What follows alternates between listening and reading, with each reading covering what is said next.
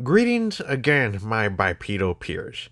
Today we are going to talk specifically about renewable energy, their background information because they come in a variety of flavors.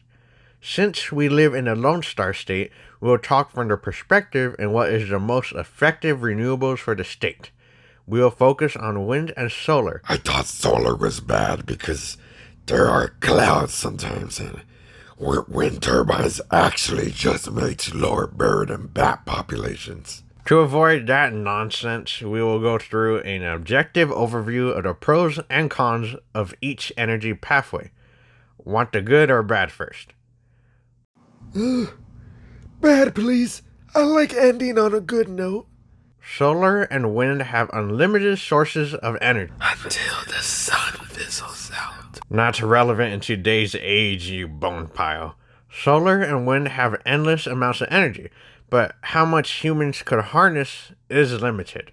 For a short unit of time, renewables are unable to extract as much energy as is possible with fossil fuels.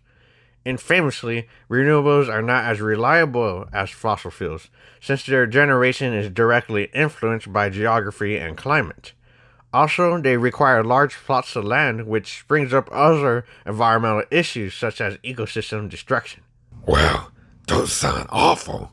No wonder people are reluctant to change. Despite the shortcomings, here is how they can be alleviated. Careful planning could mitigate the unreliability of these energy sources, and as human intellect increases with trial and error, the technologies will only increase in efficiency. And honestly, those remedies for the cons sound like they will have side benefits, such as having efficient land management. That is not all, Archosaur. Renewables don't generate anywhere near the amount of greenhouse gases as fossil fuels and lead to a more breathable planet. I am sold on their conceptualization of potential goodies they will provide. But speaking realistically here, what are the best locations for our Lone Star state? Texas is a large state with widespread climate types, so different energy generation will be better for distinct locations.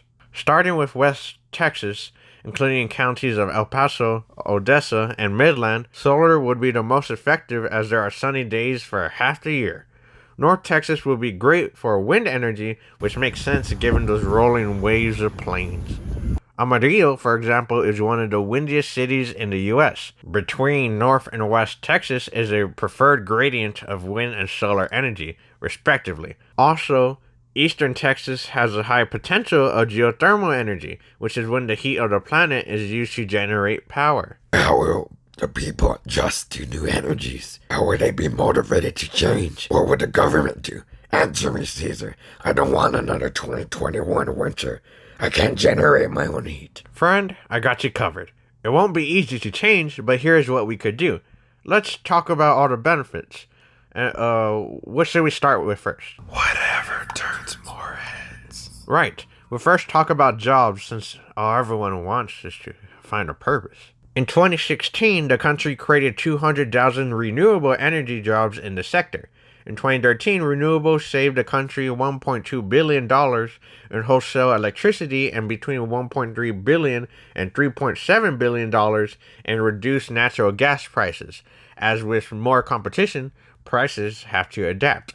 Isn't renewable energy way more expensive than fossil fuels? How did America save so much green? By going green, one would think siphoning energy from the sun like a plant or harnessing the power of tornadoes would be expensive, and it was, but from 2009 to 2013, the cost of generating wind and solar had dropped 58 and 78%, respectively.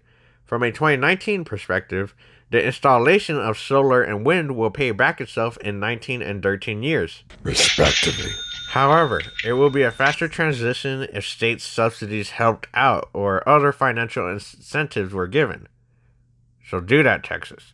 Or continue to do that if already doing so. The renewables aren't perfect, but definitely doable and better economically and obviously better to mitigate climate change. I believe in us. So will you flick the switch after our energy sources pitch? Come on, please buy in. We tried really hard on this. What's the worst that can happen? If you